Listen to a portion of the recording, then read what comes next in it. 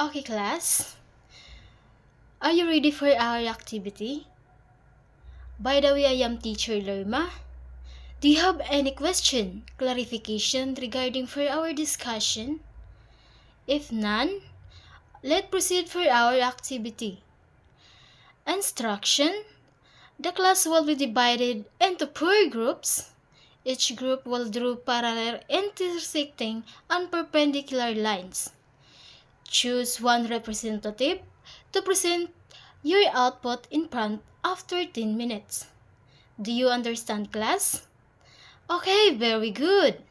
Now, are you ready for our quiz? Okay, get 1/2 sheet of paper and answer this. Direction.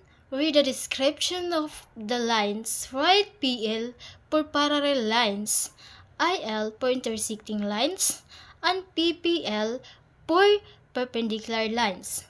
Do you understand? Okay, very good. You may now start answering. Are you done? Okay. Do you have any question, clarification regarding for our discussion? If none, let's proceed for our assignment. Get assignment notebook and write this. Are you done? Are you done copying, class? Okay, very good. So let's proceed for our... I have a question. If naintindihan nyo yung ating discussion for today, so I have a question. What have you learned in our discussion and how can you use it in your daily life? Okay, very good. Now we have our Bible reading related to our discussion. Siraya 9, chapter 15.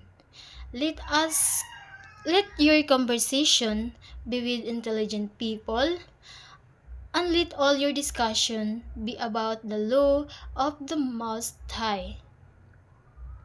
Thank you. Thank you for your listening and participating.